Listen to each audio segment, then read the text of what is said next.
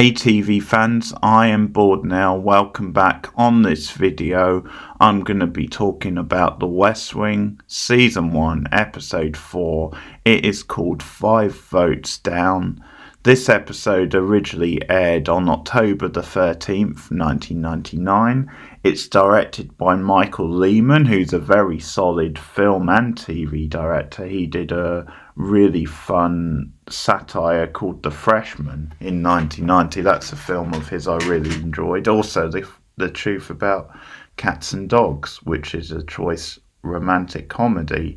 And there's actually a link between The Truth and Cats and Dogs and The West Wing, apart from its director. I'll see if you can guess that answer at the end of this review. And the original story for this was by Lawrence O'Donnell and Patrick Cadell, and Aaron Sorkin did the screenplay. So it got a Nelson rating of about 12.32 million, and it holds an average of 8.1 on IMDb.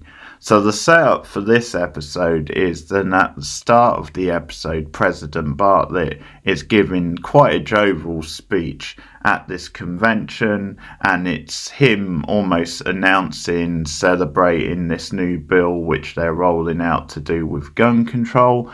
But it turns out that's a bit premature because they don't have all the votes in the House to pass the bill. While Bartlett is giving this speech, Leo gets a phone call, and it tells him that they are 5 votes down for what they would need to pass the bill. And this is a bit of a shock because they believed they had the votes in the bag, and the twist is that the votes that now appear to be going the other way are from Democrats who they thought were on the side of the bill, and it turns out they might be turning. And we see the desperation now and the struggle within the team internally to try and find out which 5 people were the ones who have turned and gone to the other side, so to speak. And we see a lot of discussion about who could it be. When someone gets mentioned to Josh, he's like, yeah, there's no way it's that guy, but it turns out that he is one of those guys. President or vice president, sorry, fraudulent slip there. Vice President Hoynes is brought up and has quite a big role in the episode because at one point they're suggesting to Leo, then maybe they use him to try and wangle those extra votes and keeping them in line. It's something Leo is hesitant to do, but in the end he decides that he must. We're just a few short days away from the vote itself. And what's really good about this side of thing and what we see in the episode at the start is, first of all, how big this stuff is and how seriously the team of Bartlett takes this internally. But it's also a good look at how they try and handle the situation without getting the president involved. Because one thing Mandy says, which the rest all agree with, is that there's no way we're involving the president. So it's another good look at how they shelter the president when they feel it needs to be. I guess if it was something so serious, they would have no choice but to inform him. But within reason, it seems like they're going to shelter him and try and take the hit and do the work themselves. And we see that throughout the episode. There's little sprinkles of things which they just take on the chin, or they take the blame for, and they try and handle themselves without getting the president involved.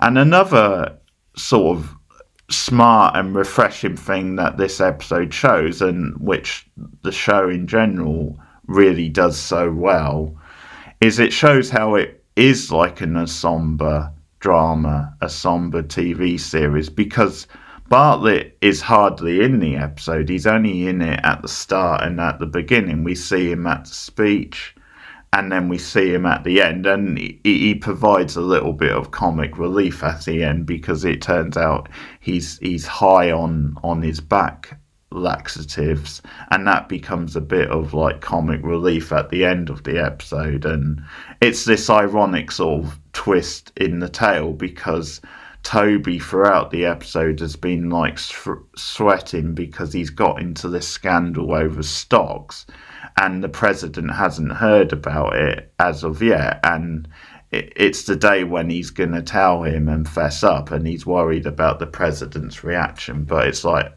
okay, that worked out fine because it turns out he's high on these drugs, so he's not going to scold me and might even have forgotten about it the next day. So that's just a bit of comic relief at the end. But the series does do very good like political irony, because you've got a great ironic beat at the start where the president is so confident of this, he's given this jovial speech, and then they find out they are in fact 5 votes down. So that is the meat of the episode. But I just wanted to flag that up, that it's refreshing than just because Martin Sheen is in some ways the lead of the show. That doesn't mean he has to be featured throughout every episode. Of course, in the very first episode, he only appeared at the end of the episode, and it was a great choice then as well. But he bookends the episode in many ways, and it's others who take centre stage. So I think other shows would really rely on, like, the quote-unquote lead of the show to carry things, and that the others would be more supporting. But you do see how the others are just as important, really, and how it's very much an ensemble type show. So I really like that about it. But yeah, the meat of the episode is this stuff when they're trying to find out who are the Democrats who have turned, how to get them back. What another nice little touch I like is them having like takeout, this late night session where they're trying to figure out strategy and figure out who it is, and it just adds this sort of humanist sort of touch to them. Then they're very much like everyday people in regular jobs, just pulling a late one. So just going through some of the stuff with this, Josh goes to like the first guy, and it's, by the way, I don't know if I mentioned, but it's a bill on gun control. And this is obviously a very big issue in America still to this day. So Josh goes to this one guy who basically is backing off voting for the bill because he doesn't want to piss off the NRA. He thinks that could cost him, because they're all like congressmen, and he thinks that could cost him come the next like election. And Josh storms in very cavalier and makes it clear he's very slick in the scene. Bradley Whitford is great in this episode, electric personality, but he makes it clear that they're not going to have the backing, and he won't even be on the ballot if he doesn't like play ball. And now this is a bit of an early thing with this character, because he does do this sort of twirl at one point, and he's got sunglasses on and he flips them down, and he has this line about the president's a nice guy, he doesn't hold grudges, that's what he pays me for. But the twirl and the sunglasses flip was a little too on the nose. I think it was a little bit too much, so I wasn't so keen on that scene with Josh. But I did like the stuff with like this younger congressman who basically is being really douchey and petty. Like the reason he's not voting for the bill is that he's annoyed not getting like a photo opportunity with the president, saying I've only got one meeting since, and he wants a round of golf with him. I love Josh's response about, well, he doesn't play golf, he plays chess. And I just him putting this guy in his place, this typical frat type guy, is like, shove it, dude, this isn't a frat house. And yeah, he just shows up his hypocrisy, but I think ultimately he's going to do it. He's going to arrange so they can have a photo op, but he definitely puts the guy in his place, and he's got his little gang of like frat guys. Yeah, really skeezy type characters. I also enjoy like the very honest, sensible talk between the congressman played by Tom Berry, who's a key African American figure, and this comes up because, of course, gun control and how many African Americans are being killed by these guns. And he has a heart to heart with Leo where he says, yeah, this bill has to pass, otherwise we can't trust you anymore. This is very big for the African American community. And he snaps back at Leo for like questioning his role as the leader of African Americans. And Leo makes a very good point about how if they're not in power, if they're not in office, this bill doesn't get through, and there is no issue anyway. It's like we can't get things done if we're not in office. So it's a very sensible, well judged debate where you can definitely see both sides. I also like the stuff with Josh and the frat guy when Josh basically points out to him then the same gun is still on the market, but they just changed one of the features to hide that it's the same gun responsible for killing like youngsters. So all this stuff is very, very well developed and like gives you a good sense of, I think, some of the shady practices of like gun companies. By the end, they end up passing the bill, and the reason is Hoynes. So Leo finally goes to Hoynes. A thing with Leo and his wife in this episode, Jenny, who we meet for the first time, and it turns out after that late night session, he got in their wedding anniversary, and to make things worse for him, she's gotten him a nice watch as a gift. And you get a nice little fun lighter moment in the next scene when Leo is asking Margaret ideas, and she's suggesting maybe a violinist, maybe like a choker, and you just start to get a bit more of a feel for like Margaret as like a supporting character, like Leo's assistant, her ribbing him about how much he made on the lecture circuit was fun. Jenny is now pretty much gonna leave him, so it's implied that there's a long history of him putting his job before his marriage, and he actually says that in the episode. Like, she says, well, it's not more important than your marriage, and he says it is right now. For the next 3 years, it is right now, and that's the last straw. She leaves. But once again, John Spencer is so good in the episode. Like, you really see how from the moment he hears these votes have been lost, it's like a weight on his shoulder. He embodies the whole thing. The pressure is on him, and we then see how it affects his home life. We invest in these characters because they are so passionate about their roles in office and about, you know, serving the nation and how much they believe in Bartlett and in the cause. But at the same time, it doesn't sugarcoat really the effect it has on their family life, certainly in this case with Leo.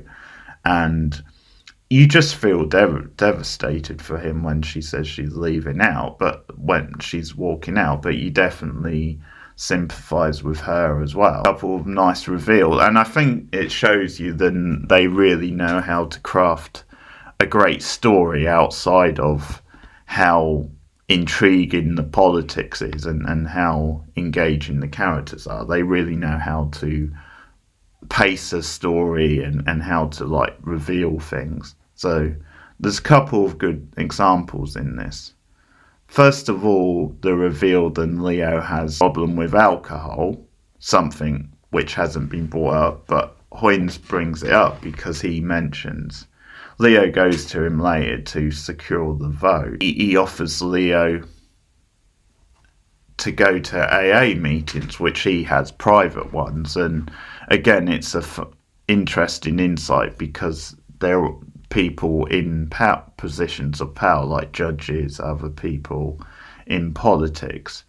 So it sort of shows a more human side to Hoynes, although you do wonder if there is an ulterior motive. But again, it was a very natural way and a clever reveal of Leo having alcohol problems.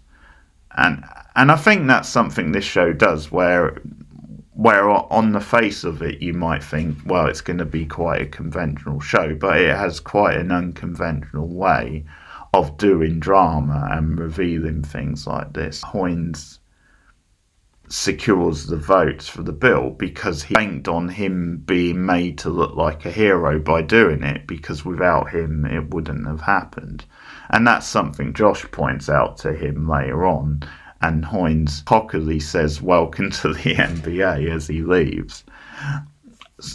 And what comes out of it is then Hoynes is positioning himself to be a future president, because when he talks to like one of the congressmen who's considering voting against it, he points out to him, I'm going to be president one day and you're not. That's why you should back this thing.